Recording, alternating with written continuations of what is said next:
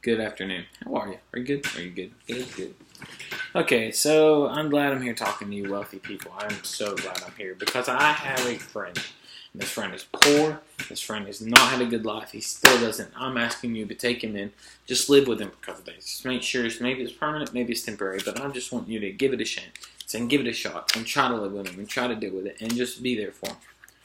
So, about my friend. My friend's in bad shape. So he's homeless, and he's had a hard life. He's never had a home except for a few times, but oftentimes you don't have a home. We don't know how old he is. We're not sure what year he was born or anything like that. We don't know a lot about his childhood. And his whole life he's been supported by women with the little money that he does have. My friend is a great guy.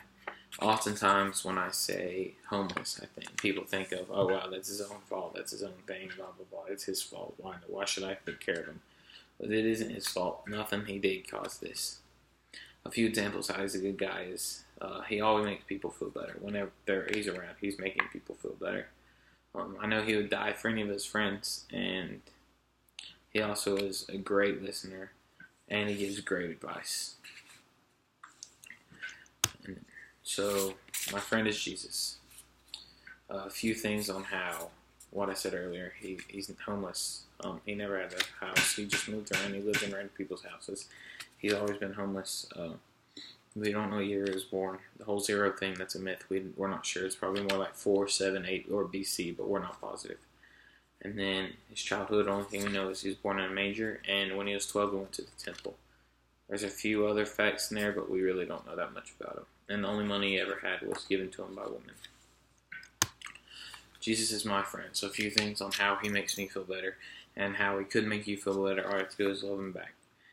I'm never lonely. Whenever I feel lonely, he's there, and I feel his comfort, and I feel his presence, and it's just amazing. I'm never sad. I'm never angry. I'm always filled with joy. And when I'm down, he picks me up. It's just all these emotions, that the bad, negative ones, I hardly ever feel them when I'm with him.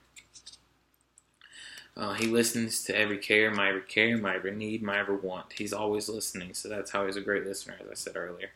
And he gives great advice. I always know that he wants me to do the right thing, and he always tells me what the right thing is to do, so he gives great advice for me to do. And he's a great, great friend.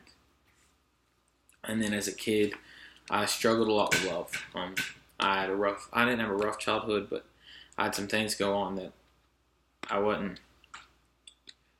didn't know what love was. And when I found Jesus, I found that. I found what that unconditional love feels like. I found what it feels like for someone to want me back. And that was amazing. It's amazing to know right now that no matter what I do, Jesus is going to be there and he's going to love me back. And he's always going to be there for me. And it's an amazing feeling. I would highly recommend you come know him so you can feel it. And then Jesus is other people's friend. So he kept people calm through the storm. That's in Mark. These are just a few examples. This one, so him and his disciples are on this boat, right? And they're out there fishing in the Sea of Galilee. And there's this huge storm. And all his disciples woke Jesus up. They're like, yo, what are we going to do? What are we going to do? It's like, storm's happening. We're going to die. What are we going to do? And she's like, chill. I got you. You're going to be okay. I swear. And he calmed them. He kept them calm. He kept their peace. Kept them safe. He's always keeping people calm. The second one is he washes the disciples' feet. That's found in John chapter 13. Sorry. But he always keeps people calm. He always washes their feet. So think about it back then. Who hates feet? I do. Hate them. Worst part of the human body ever. Like, feet are disgusting. So he does this because just think about it back then. There's no shoes, there's no socks, there's no showers, there's no really good way to wash, and he still washes their feet. How nasty that would have been. He does this to show how much he cares and how much he would do for us. He would deal with our nasty feet just for us because he loves us so much. Then the last example, there's one such as in Matthew, but he shares whatever he has. He shares his love, he shares his food, he shares his clothes, he shares everything with us. And all we have to do is ask, and he's willing to give it to us no matter what. No condition. So if you want to know more about him, all I ask is after class, just come find me. I have 7 Bibles here. I'll gladly give them out. And if more than 7 people want them, I'll give them back to you. It's not a big deal. But all I ask is that you just come find me and talk to me, and I'll tell you more about him. So he's not a servant but a friend.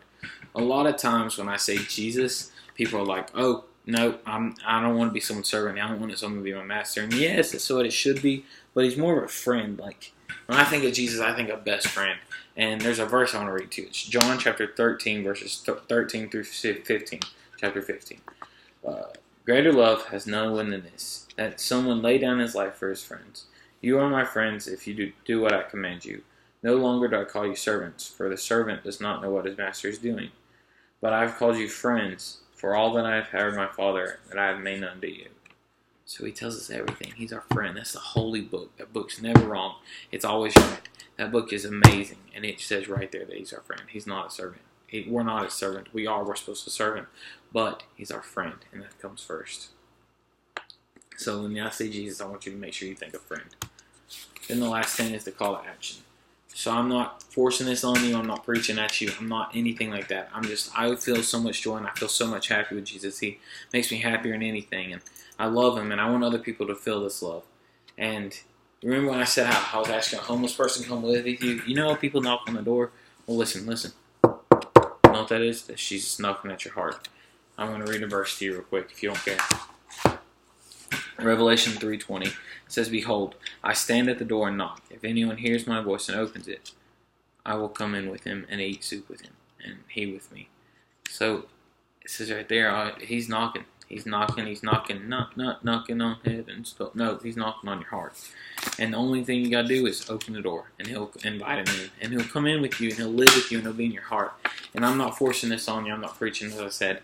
I just want you to feel that joy and feel that love that I feel. I want you to be there for Jesus, and I want Jesus to be there for you. And I love him, and I know he died for us. He died on the cross. John 3:16 says, For God so loved the world that he sent his only begotten Son. Whosoever believeth in him shall not perish but have everlasting life. And I want you to just realize that, like, hey, Jesus loves me. Yes, he does. And he died on the cross for all of us. But if it was just for you, if he had to come down the cross just to save your sin, he would have. So I just want you to come talk to me after this speech or after class, or take a Bible and read more about him, or pray and just get to know him. But however you do it, I beg you to come and make this decision. It'll be one of the best decisions you've ever made in your life. And I ask you to